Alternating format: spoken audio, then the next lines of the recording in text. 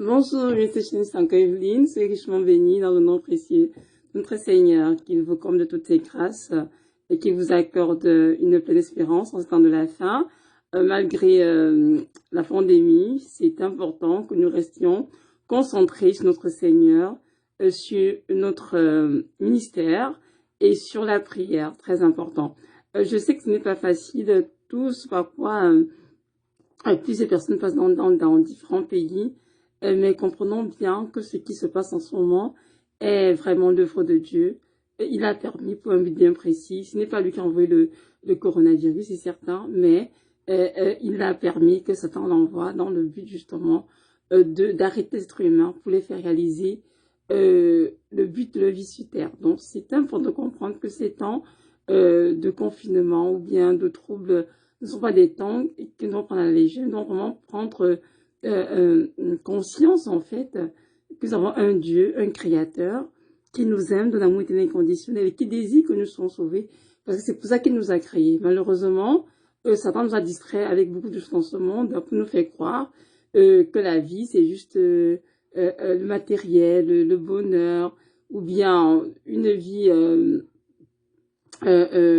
remplie de luxe ou de succès, mais ce n'est pas ça la vie. La vie, le vrai bonheur, c'est vraiment avoir une relation avec notre Créateur, le Seigneur Jésus de Nazareth. Et il est vraiment temps que tous les êtres humains sur Terre, dans tous les pays, de toutes les races, réalisent que Jésus-Christ est le Dieu Tout-Puissant qui a créé la terre et tout ce qu'elle contient, et qu'ils doivent vraiment se tourner en fait vers ce Dieu créateur afin de le connaître, afin vraiment de l'accepter comme sauveur Seigneur et de vraiment vivre pour lui et non pour eux-mêmes. Donc notre Dieu est là, il est fidèle et il prend soin de nous. Donc nous encourage vraiment à ne pas nous décourager dans ces temps où il y a encore des pays où il y a des confinements encore, mais vraiment de juste garder à l'esprit en fait que c'est un temps pour nous bénéfique, pour nous rapprocher du Seigneur, dans la parole, en famille, et vraiment découvrir le but de notre existence, quoi. Donc voilà, c'est ça. Aujourd'hui, nous sommes le 9 octobre 2020, et nous allons parler de l'amour pour la vérité, le fondement de la sanctification. Donc c'est sûr que depuis quelques semaines, je parle beaucoup de sanctification, parce qu'évidemment c'est comment dirais-je, c'est le point central en fait de la vie chrétienne, c'est se sanctifier si nous voulons voir Dieu, hein, c'est aussi simple que ça. Parce qu'on peut être créé juste pour être chrétien, mais continuer à faire sur du monde. Mais nous avons été créés pour quitter vraiment l'état du péché et vraiment embrasser une vie spirituelle sanctifiée.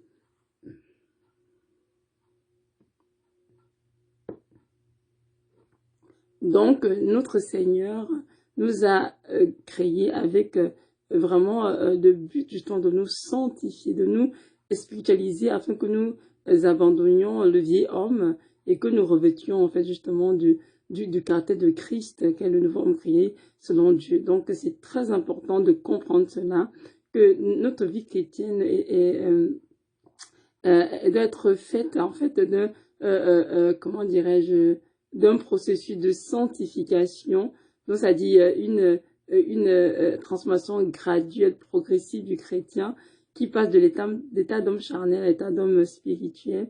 Et justement, pour se sanctifier, c'est important, mes frères, de comprendre que l'amour de la vérité doit être le fondement dans notre vie. Oui, sans l'amour pour la vérité, il est impossible de se sanctifier.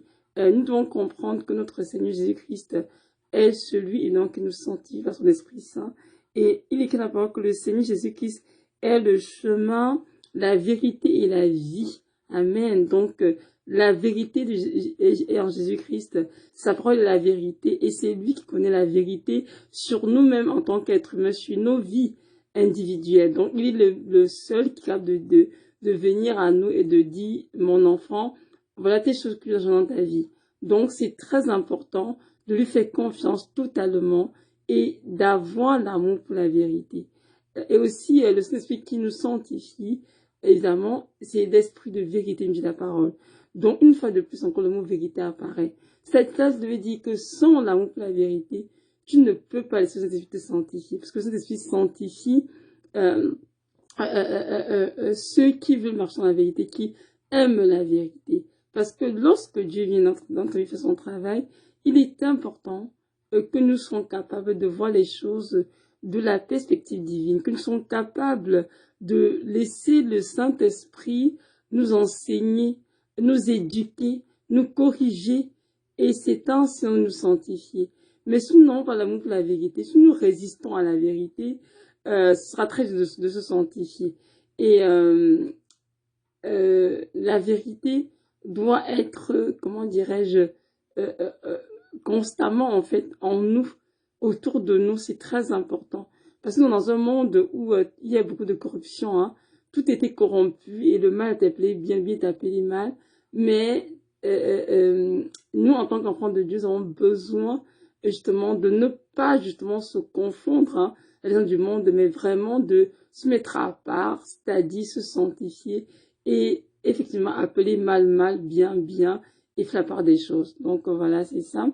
Donc, comme je disais tout à l'heure, l'amour de la vérité est le fondement de la sanctification. Dieu est un Dieu de vérité. L'Esprit de Dieu qui nous conduit est l'Esprit de vérité, qui nous conduit dans toute la vérité, qui est la parole de Dieu. Donc, lorsque Dieu viendra vers nous, pour nous demander quelque chose ou bien de corriger notre vie, nous devons être assez sensibles pour reconnaître que ce que l'Esprit de Dieu dit, c'est la vérité et faire ce que Dieu nous demande de faire. Et non passer notre temps à, comment dirais-je, à discourir le Seigneur ou à chercher le contester, mais non, ce n'est pas ça. Non, ceci n'est pas important. Vous savez, il y a de cela des années, je veux bien regarder des films chrétiens dans lesquels on rigolait sans problème. Et puis, je disais que, bon, Seigneur, sont des films quand même qui parlent de toi. Donc, je vois rien de mal dans cela. Il n'y a pas de scène obscène, il n'y a pas de scène qui choque, en fait. Et au début, c'est normal. Mais je vous assure, au fur et à mesure que je m'approche du Seigneur, au fur et à mesure je développe mon étude avec lui, il m'a montré en fait que les films que je regardais étaient des films impurs. Je dis comme, oh Seigneur, comment ça c'est des films impurs? Je vois rien d'impur. Mais il m'a dit, il est venu, regarde déjà, petit temps, comment est-ce que les femmes sont habillées dans le film que tu regardes? J'ai dit, c'est vrai, hein, les femmes sont habillées assez dénudées et tout, des mini-jupes par-ci, des mini-robes et tout. Et il me dit, même si c'est pas de moi, ces scènes ne me glorifient en rien parce que ce sont des scènes qui sont impures. Elles sont habillées, les femmes sont habillées vraiment de manière très dénudée et ça ne me glorifie pas. Et aussi, il y avait souvent beaucoup de plaisanteries qui faisaient rigoler dans les films. Et ce qui me dit, c'est dans la parole, de ne pas, c'est que dans Colossiens 3, je crois, hein, c'est ça exactement, de ne pas faire de plaisanteries. Et là, de ce me dit que, tu vois, dans tous ces films que tu regardes, pardon, il y a des choses qui sont impures. Et ces choses qui, pour toi, semblent anodines, ne me font pas, ne me glorifient pas. Donc, ces films que tu regardes, en fait, tu te suis avec ces films parce qu'il y a beaucoup de choses qui ne sont pas de moi. Même si mon nom est au centre, tout de même, la mise en scène, les acteurs, beaucoup de choses ne sont pas pour ma gloire. Donc, arrête de les regarder. Effectivement, avec du recul, j'ai vraiment attesté que le Saint-Esprit avait raison. Ces films sont peut-être faits au nom du Seigneur. On dit c'est un film de chrétien, mais dedans il y a beaucoup de scènes vraiment qui sont de la gloire du Seigneur. La façon dont les acteurs se comportent, se maquillent, la façon dont les acteurs s'habillent, c'est vraiment des choses qui sont très mondaines, malheureusement.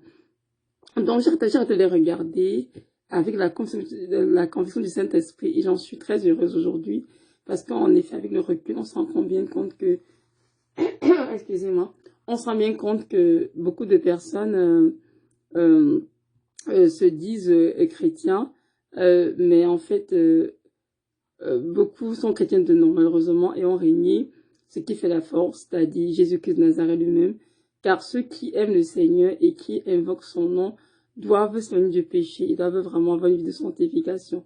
Donc les films que nous regardons doivent être des films qui sont purs, des films qui ont des scènes correctes, des scènes de famille et non des choses qui ne sont pas, qui sont lugubres. Donc voilà, j'ai dû accepter, j'ai donc changé, arrêté de regarder ces films. Et au j'ai du recul, comme je vous dis, je m'en rends bien compte que non, le Seigneur, pardon, le Seigneur a totalement raison. Et j'ai donc dit, oui Seigneur, j'accepte que tu as raison. Ton enseignement était ça, c'était vraiment, comment dirais-je, c'était vraiment quelque chose d'un peu. Et puis, donc, j'arrête de regarder ces films. Donc, ça, c'est le premier point dans ma vie dont je vous parle. Donc, lorsque vous êtes dans notre vie et pour quelque chose qu'il faut changer, nous devons avoir vraiment l'amour pour la vérité, pour dire, Seigneur, oui, je reconnais humblement que ce que tu prends dans ma vie à changer doit être changé. Je reconnais, par exemple, Seigneur, que j'ai tendance à mentir. Je reconnais, Seigneur, que je m'habille pas décemment. Je reconnais, Seigneur, que je ne peux pas être chrétien et marcher avec des sorciers, par exemple. Non, sinon. Je reconnais, Seigneur, que je ne peux pas être enfant de Dieu et ne pas lire ma Bible et ne pas muscler la parole de Dieu. Donc, en fait, c'est tout simplement de laisser Dieu nous dire, lorsque tu fais n'est pas bien, mon enfant, lorsque tu dis la parole. Et justement, à partir de la parole, capable de se corriger, de dire, Seigneur, je reconnais en effet que ce que je fais ne te glorifie pas et je dois donc changer. Et ça, on peut avoir l'amour pour la vérité. Pas avoir l'amour pour les choses séduisantes de ce siècle, pas avoir l'amour pour les choses qui nous font plaisir, mais avoir l'amour pour la vérité qui doit sauver nos âmes. C'est très important parce que sans l'amour de la vérité, il est impossible à un chrétien de se sanctifier. Par conséquent, ne sera pas sauvé. J'ai dit dans une vidéo qui est dans Éphésiens 12, verset 14, recherchez la paix avec tous et la sanctification, sans laquelle personne ne verra le Seigneur. Donc, sans la sanctification, personne ne verra le Seigneur. Donc, et si on ne sanctifier, on ne verra donc jamais. Alors, il est donc très important pour nous de nous sanctifier. Et pour nous sanctifier, nous avons besoin d'avoir l'amour pour la vérité. Pour cela, il y a un petit texte, juste deux versets dans 2 Thessaloniciens, chapitre 2, versets 9 à 10, ça dit ceci. L'apparition de cet impie se fera par la puissance de Satan, avec toutes sortes de miracles, de signes et de prodiges mensongers, et avec toutes les séductions de l'iniquité, pour ceux qui périssent, parce qu'ils n'ont pas reçu l'amour de la vérité pour être sauvés. Je vais relire. 2 Thessaloniciens 2, verset 9 à 10, ça dit ceci. L'apparition de cet impie se fera par la puissance de Satan avec toutes sortes de miracles, de signes et de prodiges mensongers et avec toutes les séductions de l'iniquité pour ceux qui périssent parce qu'ils n'ont pas reçu l'amour de la vérité pour être sauvés. Et ici, les questions sont d'apparition de l'impie sont la fin des temps et que durant la grande tribulation, à un moment donné, va apparaître cet homme impie dans toutes les questions, la puissance de Satan, bien entendu, et cet homme impie va donc séduire beaucoup d'hommes, et y compris même les soi-disant chrétiens qui sont consultés à ce moment-là, et ces chrétiens-là, qui se disent entre guillemets chrétiens, ils vont croire à tout ce que cet homme va faire, à ces miracles qu'il va faire, à tous les signes et prodiges qu'il va faire, et pourtant ce sont des prodiges mensongers, et évidemment avec les séductions de l'iniquité, comme c'est écrit ici, et ils vont périr. Pourquoi? Parce qu'ils n'ont pas reçu l'amour de la vérité pour discerner que ce que l'homme impie est en train de faire est quelque chose de diabolique. Comprenez? C'est pour ça que c'est important, mes frères et sœurs, dans la vérité. Pas juste maintenant, même plus tard, même pour ceux qui ont resté durant la tribulation, c'est important de garder en nous l'amour pour la vérité, parce que c'est l'amour pour la vérité qui nous fait discerner qu'est-ce qui est de Dieu et ce qui ne l'est pas. Alors, si en ce moment dans nos églises ou dans nos communautés, nous croyons à des esprits mensongers qui font des miracles ou des prodiges, et avec une puissance diabolique, ces choses nous conduisent en enfer, ces choses nous souillent. Donc c'est très important que nous ayons l'amour pour la vérité, pour justement discerner l'esprit de Dieu de l'esprit de l'erreur, et être capable de faire des choix éclairés, de dire Seigneur, je crois à telle chose, car je sais que c'est la vérité, c'est ta parole qui le dit, et j'ai envie de croire aux esprits spirituels et mensongers, aux esprits de Satan qui sont là pour séduire les hommes et les conduire vraiment dans le séjour des morts.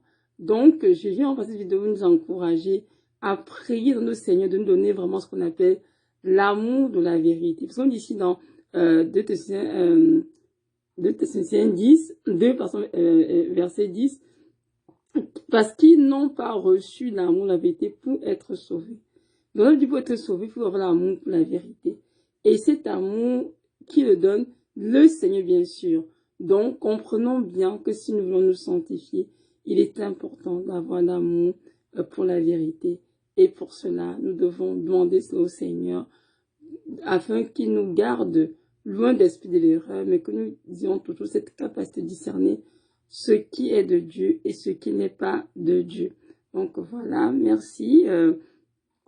Écoutez, que notre Jésus-Christ nous donne à tous vraiment cette grâce vraiment d'avoir l'amour pour la vérité, d'aimer la vérité, de rechercher la vérité en tout temps, de dire la vérité et de toujours prendre position pour la vérité, quel que soit le prix à payer. Donc voilà, soyez richement bénis et que notre Seigneur Jésus-Christ vous comble de toutes ses grâces. Amen.